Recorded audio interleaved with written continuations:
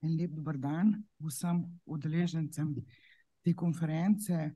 V veselje mi je, da vam lahko predstavim našo spletno stran dostopno.si, ki jo ustvarjamo v službi za dostopnost na RTV Slovenija. Zdaj naša... Trenutek, spletna stran www.dostopno.si je posebna spletna stran. Zakaj je posebna? Ker ima veliko prilagoditev, ki so namenjeni določenim našim sodržavljanom. Dostopno.si je del spletne strani RTV Slovenija in je do nje mogoče dostopati na treh linkih oziroma povezavah, ki so navedene zgoraj na slajdu. Dostopno.si je namenjena predvsem državljanom, ki slabo slišijo, ki slabo vidijo, ljudem, ki težje razumevajo običajna besedila in ki imajo kakšne druge oviranosti.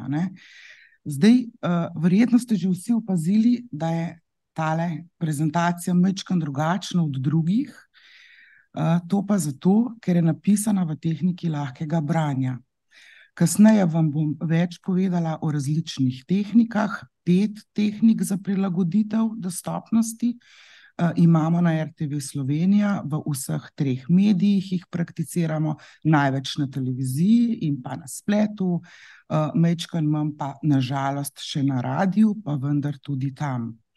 Kot vidite, napisano je vse kot v nekih kiticah, ampak to niso kitice, ampak so pravila, po katerem se piše v tehniki lahkega branja, in sicer vsaka kitica ponazarja pač neko sporočilo, neko misel, ki pa so potem smiselno razdeljena, da jim res lahko vsi sledimo. Zakaj je to tako? Zakaj so sploh potrebne tehnike dostopnosti? Zato, ker imamo vsi pravico do informacij, vsi državljani, ne glede na oviranosti. Vsi imamo pravico vedeti, kaj se dogaja v Sloveniji, kaj se dogaja v svetu, kaj je novega v športu, kaj je novega na kulturnem področju in tako naprej. Konec koncev tudi kakšno bo vreme. To verjetno vse velikokrat najbolj zanima tisti dan. To je zdaj, vidimo prvo stran te spletne strani dostopno.si. Zgoraj je pač, v prvi vrstici je naslov pod naslovom Gumbi za vstop v shranjene posnetke oddaj in pa na spletno stran enostavno, kjer pa so novice v tehniki lahkega branja. Potem spodaj vidimo tudi različne rubrike, naprimer razdelke, kjer so zbrane določene vsebine. Na prvi strani so članki. V člankih pišemo o ljudeh z oviranostmi, o dosežkih, o težavah, o primerih diskriminacije, večinoma potem pa kakšnih takih zelo aktualnih zadevah, da ozaveščamo tudi ali pa obveščamo tudi uporabnike same, in ne samo širšo javnost. Zato sem že od začetka povedala, da je to nekako namenjeno vsem, še posebej pa nekaterim našim sodržavljanom. Članke lahko prebere tudi govorna sinteza, o tem je več povedal in tudi pokazal že moj predhodnik. Govorna sinteza je računalniški glas in v naših člankih jo lahko vključimo s klikom na tale gumbek preberi, ki ga vidite spodaj. Na prvi strani so tudi članki v znakovnem jeziku. Članki v znakovnem jeziku so namenjeni uporabnikom, ki se sporazumevajo z znakovnim jezikom. Zakaj? To je njihov materni jezik. Težje berejo, sploh so mi povedali, da kakšni kompleksnejši teksti so zelo zaželeni ali pa kakšni podatki, takšna nova zakonodaja, tudi v znakovnem jeziku, da so jim dostopni. Zato smo nekako ustvarili tudi posebno rubriko in pa oddaje o osebah z oviranostmi, ki pa so prav tako ozaveščevalne, tako za splošno javnost, kot pa tudi za osebe, ki imajo oviranosti in potrebujejo neke podatke za to, da se bodo lahko na njih odzvali oziroma pridobili kakšne pravice, ki jim pripadajo, pa so nove in še za njih ne vedo in tako naprej. V napovedih bralce opozorimo na televizijske, radijske oddaje, ki so namenjene ljudem z oviranostmi ali pa govorijo o oviranostih in šele bodo na sporedu, da jih ne zamudijo, bodisi radijske, televizijske in tiste, vse, ki imajo tehnike dostopnosti. Vedno več je teh oddaj, na srečo. Mislim, da je tudi zavest tako v naši hiši, kot tudi pri splošni javnosti vedno večja, kar me zelo veseli. Seveda pa se še vedno tudi kot vsi drugi organi javni v tej državi soočamo s takimi ali drugačnimi pomanjkanji resursov, kot se včasih velikokrat slišimo. Zdaj, kaj so te tehnike dostopnosti? To so znakovni jezik, podnapisi za gluhe in naglušne, zvočni podnapisi, zvočni opisi in pa tehnika lahkega branja. Na spletni strani dostopna.si prek gumbov, spodaj, ki so označeni s posebnimi znaki, lahko dostopate do tehnike, ki jo želite. Nekatere so namenjene bolj osebam z okvaro vida, ampak jih tudi tisti uporabljajo, ki imajo motnje branja ali pa koncentracije. Podnapisi so sploh ena taka tehnika, kjer jo čedalje več celo slišeči uporabljamo v vsakdanjem življenju. Zelo, zelo pomembna. In mogoče kar preidemo na podnapise. Kaj so to? Verjetno vsi ste jih že sigurno srečali. To so na ekranu spodaj ponavadi, lahko pa tudi zgoraj, kadar so od spodaj kakšne grafične pasice, mi rečemo, ali pa dubi v slengu, takrat se jih prestavi zgoraj, če je tole mogoče. Pri hitrem tempu, pri dnevniku se večinoma to ni mogoče, ker je časovni pritisk prevelik. V podnapisih piše, kaj govorijo ljudje na televiziji. Vedno so v slovenskem jeziku. Na slovenskih televizijah tudi po zakonu morajo biti vse tujejezične vsebine prevedene. Poznamo dve vrsti. To so za govor ljudi, ki govorijo slovensko. Te so namenjene osebam, ki slabše slišijo in tega govora ne slišijo. In pa podnapisi za govor ljudi v oddajah, ki govorijo tuje jezike. Tujih jezikov, ki ne razumemo, v Sloveniji tradicionalno podnaslavljamo na televiziji, pa tudi na spletu, da jih lahko razumemo. Vendar pa podnapise, ki so bili prvotno namenjeni osebam z okvaro sluha in s katerimi so podnaslovljene oddaje, v kateri govorijo slovensko, čedalje bolj vsi poslušamo, kadar gledamo, preko telefona, z ugasnjenim zvokom, v kakšnih hrupnih prostorih, na javnih prevozih, se to vsi opazimo, in pa seveda tudi, kadar ne razumemo tujega jezika. En primer tehnike podnapisov, tukaj gre za slovenski govor, voditelj dnevnika Saša Kranjc je na sliki, ki dnevnik vodi v slovenskem jeziku. Zdaj, druga tehnika je znakovni jezik. To je jezik kreten, več je že povedal moj predhodnik Roman Demir, ki je tudi sam tolmač slovenskega znakovnega jezika. Znakovnim jezikom se sporazumevajo gluhi. Pri nas na televiziji imamo zelo veliko različnih oddaj, dnevnik, Tarčo, tednik, risanke, predvolilne oddaje, proslave, potem vse izredne oddaje, ki jih izberemo kot izredno pomembne, skupaj z uredniki in tako naprej. In tolmač je oseba, ki prevaja v slovenski znakovni jezik. Mislim, da velika večina, več kot 95% oddaj, si lahko osebe z tolmačem slovenski znakovni jezik ogledujejo sočasno in so na tak način potem tudi enakovredno informirane. A ne? To je pač na sliki, vidimo tolmača, kako je umeščen v sliko. Ne? Velikokrat me vprašajo ljudje, ki ne poznajo znakovnega jezika in njegove uporabe, zdijo, zakaj pa tako velik, ker čez pol ekrana. Ne? Tako velik je zato, ker smo se na tak način, za tak način dogovorili oziroma absolutno upoštevali želje uporabnikov, oseb, gluhih oseb, ker je pri tolmačenju ne gre samo za kretnje, ampak tudi za obrazno mimiko, ustno motoriko, oralno motoriko, a ne? In zato je pomembno, da je zelo dobro vidljiv. Tudi barvni kontrasti so pomembni, večinoma so v črnem, a ne? Skoraj pri nas kar vedno, da se lepo vidijo roke in pa, da je slika zelo ostra, da lahko uporabnik razbere, a ne, kaj ta tolmač sporoča. Naslednja tehnika so zvočni opisi. Zvočni opisi so namenjeni ljudem, ki ne vidijo ali pa vidijo slabo in ne zmorejo videti slike na ekranu.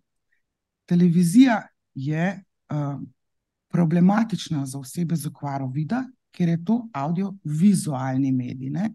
In sporočilnost v oddajah, v vsebinah temelji na sliki, a ne? Tudi če nihče nič ne govori, gledamo pa sliko, vemo, kaj se dogaja, ne? V tej oddaji, v tem filmu. In zato osebe z okvaro vida, pa tudi kakšni drugi, recimo s pomanjkanjem koncentracije, potrebujejo zvočni opis. To pomeni, da lahko poslušajo opis slike in ta zvočni opis se doda v film ali pa oddajo tam, kjer nihče ne govori, a ne? Torej dialog, govor, opis in tako naprej. In zvočni opisovalec je oseba, ki napiše, in pri nas imamo tako prakso, da tudi prebere, a ne? To so glasovi, pač izurjeni glasovi, ki znajo in fonetično in pravopisno uporabljati naš jezik res pravilno. Večinoma se pripravljajo vnaprej. V zadnjem času pa kar precej prakticiramo tudi zvočne opise, ki potekajo v živo, a ne? To se uporablja predvsem pri prenosih v živo, a ne? Kjer ni mogoče, da se tak opis, a ne, prej pripravi nikakor, a ne. Upam, da mi bo uspelo. Želela sem vam pokazati en tak čist kratek primer zvočnega opisa enega dokumentarnega filma. Upam, da mi bo uspelo takole, kar na hitro.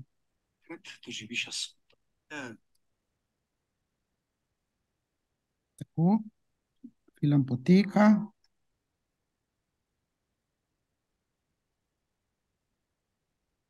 Se opravičujem. Očitno je nekaj narobe. Evo, zdaj pa je v redu. Slišite? Namenoma ni slike, ne? Ker je ne vidimo.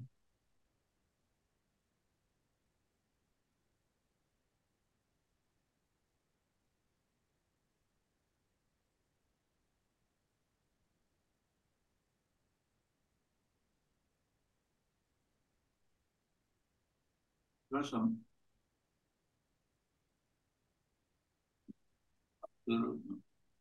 Ja, jaz sem opozoril na to, da so bili ti... To je bil začetek enega filma, ne, dokumentarnega. Zdaj bom vključila zvočni opis in še enkrat predvajala ta začetek tega filma. V kuhinji Bena Tauferja. Pesnik stoji ob pultu in iz šatulja za kavo z žlico naloži kavo v džezvo. Džezva stoji na plinskem štedilniku, pod njo gori moder plamen. Ob nogah gospodarja, obutega v copate natikače, stoji rjavo-črn pes Paša, gleda lastnika. Beno Taufer sedi za svojo delovno mizo in bere z računalniškega zaslona. dvigne barvno skodelico s kavo in spije požirek. Pes Paša dvigne glavo, ko zazvoni telefon. Belolasi Veno Taufer vzame mobilni telefon. Absolutno. Ja, jaz sem opozoril na to, da so bili. In tako naprej, a ne. Zdaj ste pa verjetno vsi poznali to vsebino, a ne, pri kateri sem namenoma prekrila sliko, a ne. Naslednja tehnika, ki je tudi namenjena predvsem osebam z okvaro vida in pa z motnjo branja, pa tudi osebam z disleksijo, se mi kar javljajo, da je to za njih zelo koristno, so zvočni podnapisi. Zakaj?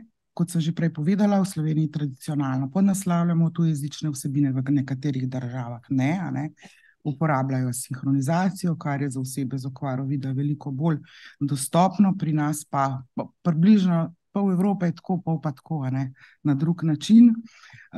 Je pa problem, ker ne zmorejo prebrati podnapisov in zato ne razumejo tistih oddaj in jim ne morejo slediti, ker ljudje govorijo o tujem jeziku, ki ga ne razumemo. Da lahko ljudi ne razumejo, morajo te podnapise slišati. In podnapisi, ki jih slišimo, so zvočni podnapisi.